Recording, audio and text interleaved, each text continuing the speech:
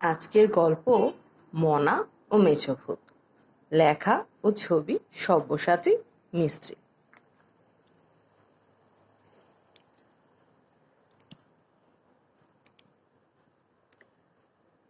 মনা যাবে মামার বাড়ি।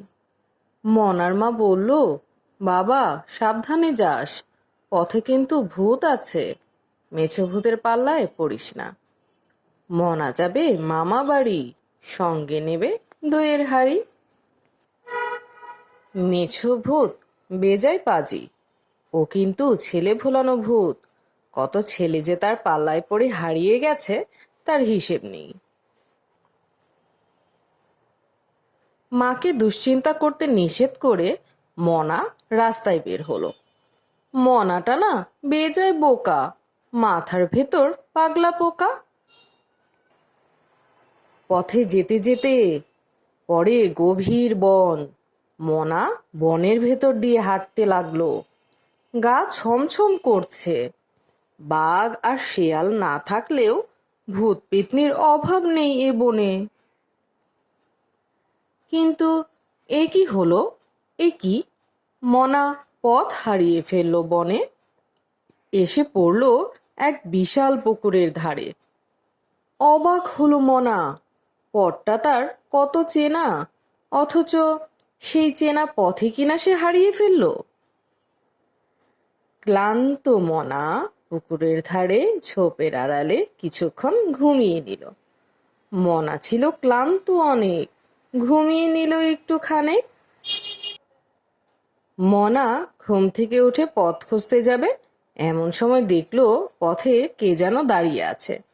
এত বড় শরীর তার, এত বড় শরীর তার, ঠিক যেন গোপাল ভাঁড়। মনা বলল, কে তুমি, এখানে কি চাও? তখন এত বড় শরীর থেকে মাথা নেমে এসে বলল, আমি মেছো ভূত, আমাকে মোটেও ভয় পেও না। মনা তবু ভয়ে চিৎকার দিয়ে উঠল। সেই চিৎকার শুনে মেছো ভূতও দিল এক চিৎকার। চিৎকার থামিয়ে মনা সাহসে ভর করে বলল, কি চাও তুমি, পথ আটকালে কেন? মেছো ভূত বলল, পেটে একটা মাছ ঢুকেছে, কাতুকুতু লাগছে, তুমি পারবে মাছটা বের করে দিতে? মনা বলল, তুমি তো মেছো ভূত, মাছটাকে হজম করে ফেলো, এ আর এমন কঠিন কি কাজ? মেছো ভূত বলল, আমি মাছ খাই না, তাদের তাড়িয়ে বেড়াই, মাছটা বের করে দাও না তুমি। মনা বলল, সে পারবে না মাছ বের করতে। মেছো ভূত তখন খেপে গিয়ে তার পথ আটকে বসে থাকলো। মেছো ভূত গেল খেপে, রাগে গেল ফুলে ফেপে। মনা তখন রাজি হলো, বলল, আমি মাছ বের করে দেব, তার বদলে তুমি আমাকে মামা বাড়ি পৌঁছে দেবে, রাজি? মেছো ভূত খুশি হয়ে বলল, আমি রাজি। মনা বলল, চলো জেলের বাড়ি। মেছো ভূতকে বাইরে বসিয়ে রেখে মনা গেল জেলের কাছ থেকে বড়শি আনতে।